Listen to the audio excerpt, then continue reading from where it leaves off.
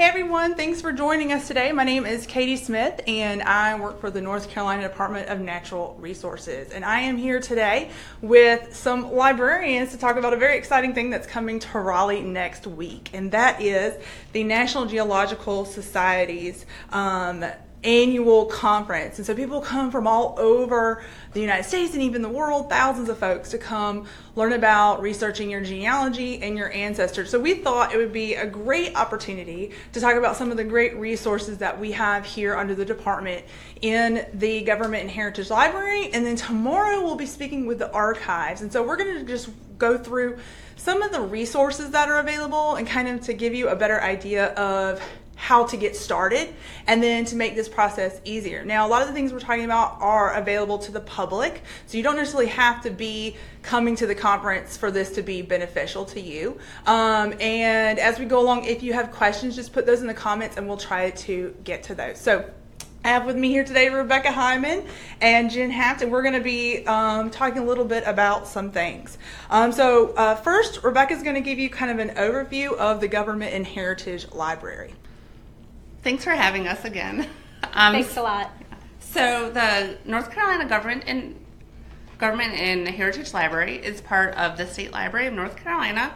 And so we focus on anything and everything North Carolina and North Carolina history, culture, government, and of course family history, which is what we'll be talking about today. Especially trying to preview for next week for the National Genealogical Society's Conference, or NGS.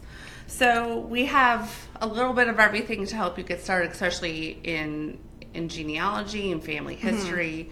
You don't necessarily have to have North Carolina roots in order to find things in our collection.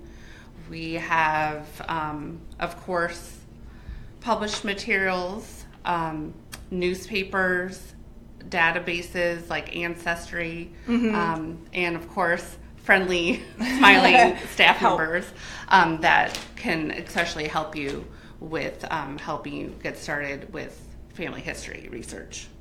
Yes, and so what we're going to do is talk a little bit about the new website that the Government and Heritage Library has in the State Library of North Carolina and walk you through some of those resources. And then Jen's going to talk a little bit about some of the website redesign too, right? And some of the resources there. Yes. So to get started, I came to Rebecca and I said, all right, I know I had family in North Carolina. What do I need to do to start researching them? And so we're going to kind of talk about where do you start, and the best place is with these ladies in the Government and Heritage Library. So we're going to kind of walk through some of the resources on how to do that. So Sure. Okay. So basically, a good place to start is at the library. We are in the same building as the State Archives, and like Katie said, you'll be talking with archives folks tomorrow. But we're a good place to start to kind of lay the groundwork to get that information. So basically, what genealogy is, family history is the stories that kind of shape everything together. And genealogy is those names, dates, and locations. So we can help you track down those sources to fill in the blanks and to get a better picture of your ancestors in your family stories. Yeah. So, like Katie said, if she was going to do her family, it's helpful if you know some dates and locations and things like that. And especially for North Carolina, obviously we have a lot on North Carolina information for family history, but also up and down the East Coast, the original 13 colonies, we have things from all across the United States that can help you get started. One of the things so if you're doing North Carolina research, you can use our resources such as abstracts, our county abstracts. And we have an example of that, right? So we're going to pull that up? Yes. Okay. So that's an abstract of court minutes from the Wilmington area.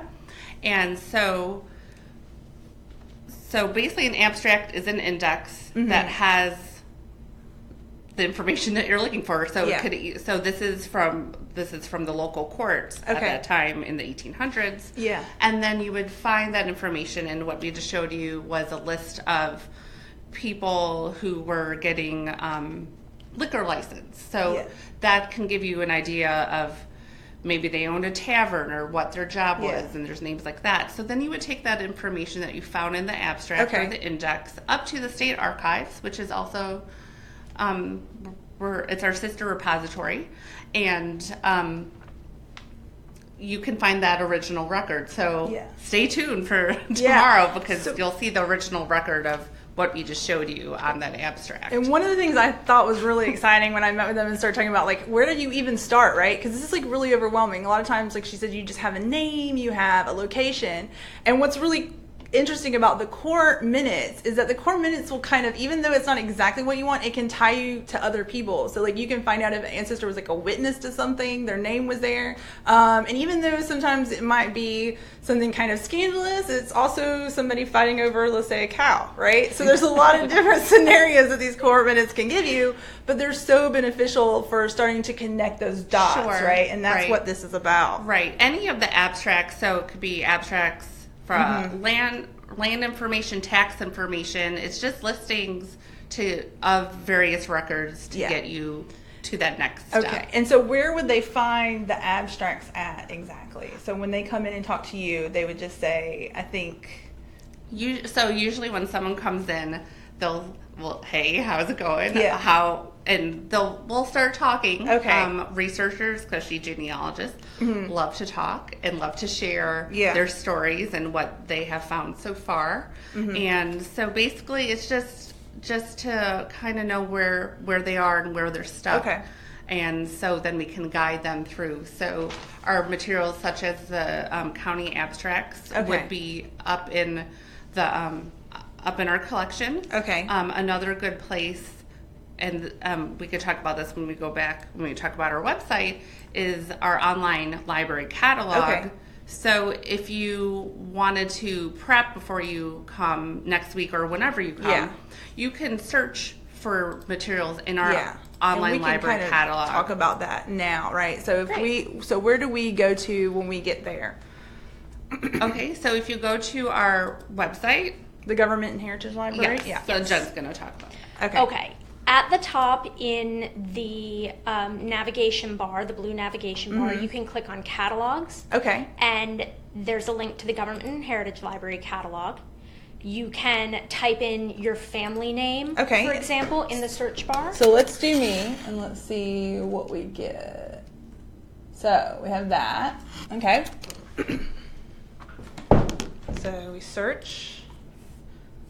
And it's going to give you a listing in this instance of Oh, there we everything go. that we've Okay. got that mentions Okay. that name somewhere in the record for that item. You can also search Holcomb family. You Okay. can also try variations in spelling. Okay. And that's a really good way to see what we might have in the library, in print, Okay. in our family histories, or in some other areas of the library to start your research before you get to the library. Okay, so this is a good place if you're first coming on, you're not sure, you can go ahead and start going through.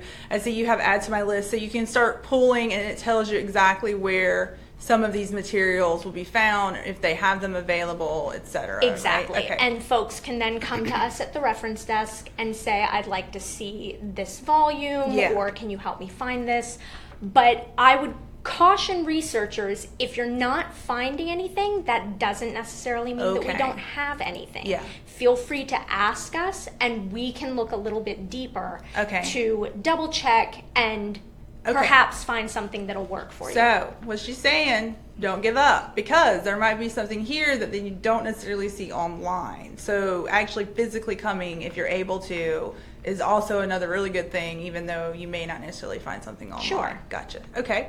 And then, is there any other features online that people can kind of start at? Absolutely. So on the library website, Yes. if we go back to The the government. Government and Heritage Library, Okay. Okay.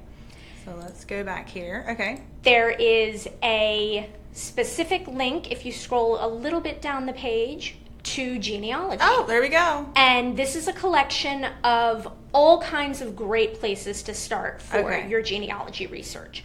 We've got tips on the best ways to get started, resources where you can discover family information, family connections. We've got links to our online tutorials, to our YouTube channel, links to printable handouts that you can take with you to start your research, to track your research, and additional tips that you can bring with you wherever your research takes you. Okay.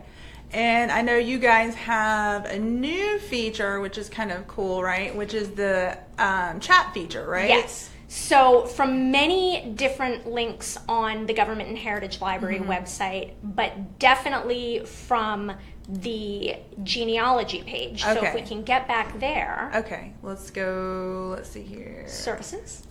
And Government and Heritage Library. Okay. And then scroll right back down to genealogy. Okay. And let's just click on Get Started, for example. Okay. Right there on the right side of your screen is our Ask GHL box. This is our virtual reference desk. The hours that the Government and Heritage Library is open during the National Genealogical Society Conference, Monday through Friday, 9 to 5. This box will be staffed with your virtual reference librarian. You can ask questions to start your research. It's a great place to ask quick questions. If you're not able to get to the Government and Heritage Library, it's a good alternative. You get real-time answers. Even if it's just a sure we can start looking for that, or let's see what we find, it's a great place to start your research. So let's do something real quick, showing people this great resource. Thank you. And let's see here. So then that'll pop up, and then somebody will be on the other side to help. Okay, cool. Very cool. All right. Any other features on the web that you kind of want to showcase? We also have a lot of online digital collections that Rebecca will talk about in a little bit. Oh, so look, our reference librarian online has answered us. And the great thing about chat reference is you can see, you're not just left hanging, not knowing if they're replying or not. You can see when they're typing back to you. Okay, excellent. All right, so we will not bother them too much now, because I'm sure there's other people that need help, but this is a great resource for you guys to have. So now let's talk a little bit about, so you've gotten online, you've found things that you think you might be interested in. We can also talk about some of the other resources that are available. So through our website, we have our North Carolina Digital Collections, which is a joint initiative with the State Archives North Carolina, and it's just another way to access some of our collections. This is we have put some from both repositories, some of our items. Obviously, it's not everything, but it's a good size sampling of things. And just one I wanted to point out, if you scroll down, we can go to the Family Records collection. And then just hit... And you can just click on it. Browse all items? Yes, you can do that. And so in this collection, you have, actually, can you go back and just click on the actual picture of it? Yeah, the thumbnail. I think, yes.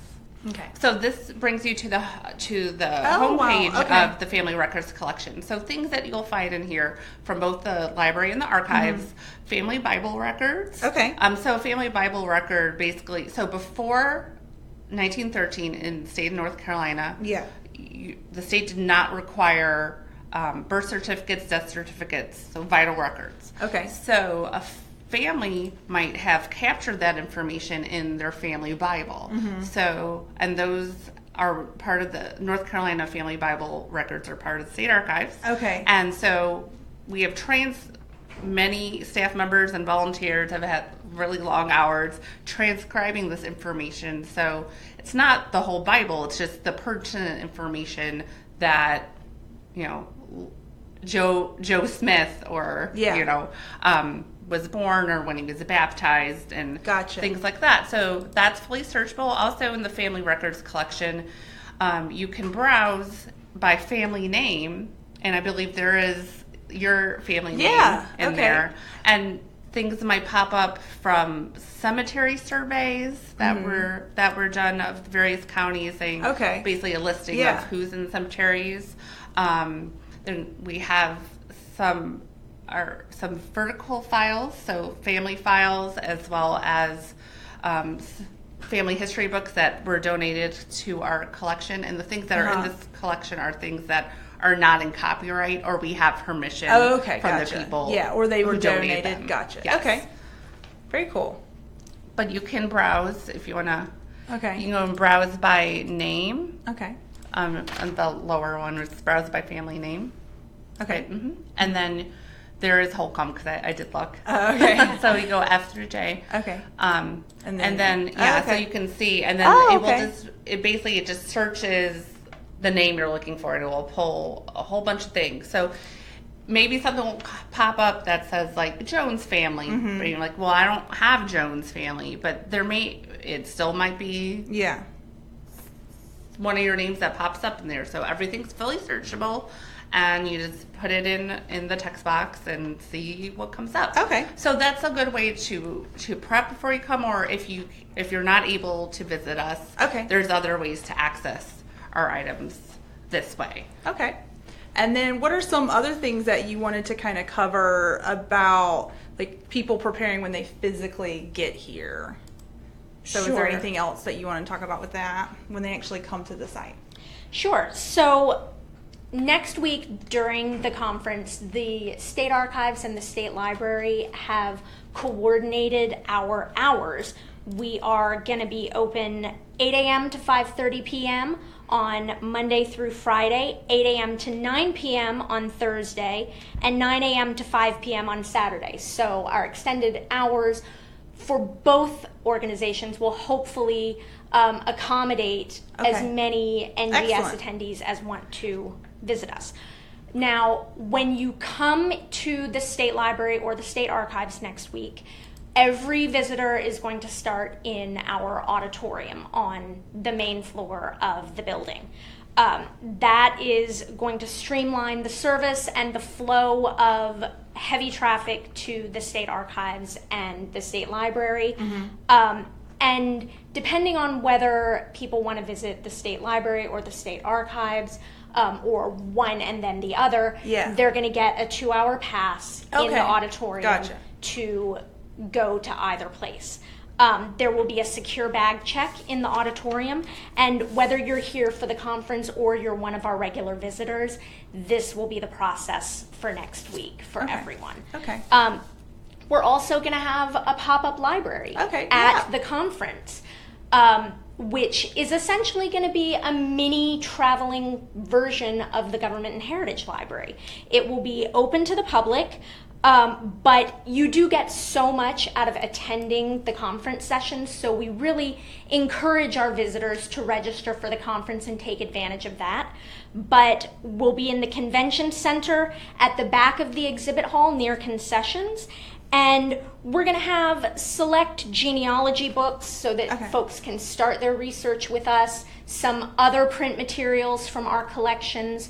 We'll have laptops there so that folks can take a look at our digital collections, search our catalog, find some information online, and probably most important of all, we're going to have 2 reference librarians there. Rebecca and I will both be there to help folks out, to answer questions, to assist them in starting their research with us. So for those tuning in, now we are with the Government Heritage Library because a big thing is happening next week. The National Geological Society Conference is coming to Raleigh. And so thousands of people are going to consume the city. And they are in search of a lot of different things. And some of those things might be tracking down their ancestors. And so a great place to start is the Government and Heritage Library. These wonderful librarians will be glad to help you find these materials. And then no tomorrow we're going to talk about once you figure out kind of what you need, you can step over to the archives on another floor in the same building, and they'll be able to get some of these documents for you to look at. So when we're talking about these documents, right, there's a couple different things that people might be in search of when they come, right? And so we've talked about abstracts. One thing that I know is really interesting is census, right? So you want to talk a little bit about census? So the United States Census is a big, useful tool when you're doing your family history, your genealogy research. And so we have several different ways you can access this information at the library. One is if you are comfortable using computers and the internet, we do have a free subscription to Ancestry Library Edition. Okay. And so you can get the census that way. The census is basically a snapshot of what your ancestors, where they were living at that time. It was done every 10 years. Who was in the house with them? What were their jobs? Who their neighbors were? And so every 10 years, there might be new questions that are being asked. If you're not a fan of using it online, we do have the census on microfilm, and we can certainly help you with that. And that's what the image is up there. Yeah, so that was microfilm, and then so you basically can go, right, this is like a microfilm machine. Yes, and so you can see the microfilm and then put that in there. Yes, so now, for the census, we have it starting in 1790, so that's the very first census. Wow. So we have that on film for all the United States through 1900. Okay. Except for 1890, when there was a fire. There were a lot of fires back then. Yeah. And so that film was destroyed, but there's other ways we can help you with that. One of them is we have some surviving things like the 1890 veterans schedule, which was for Union members of the Civil War, but it's worth looking if you're looking for Civil War era ancestors, because there may be other things in there that you may find. Yeah, because I know when I met with them, they were saying how a lot of people who come to try to get basically kind of like a certification for Daughters of the American Revolution or Sons of the American Revolution, a lot of places start here because you have to have you have to show that, find actual documentation that shows that you had a member in some type of military. And that's another access you have, right? Our military online, right? Yes, we have military records information through another paid subscription online tool, which is free for everybody to use. Yeah. It's called Fold 3. But we also have other things that are on microfilm and print as well that can help you. Now, one thing to keep in mind is it's not free to print, correct? That's correct. So you need to come with some money. Yeah. But it's really cheap. It's like change. So you can just like round around in your car and find some change. Yeah. Copies are 10 cents a page. Okay. If you're doing microfilm copies, it's 25 cents. It's the same for up in the archives.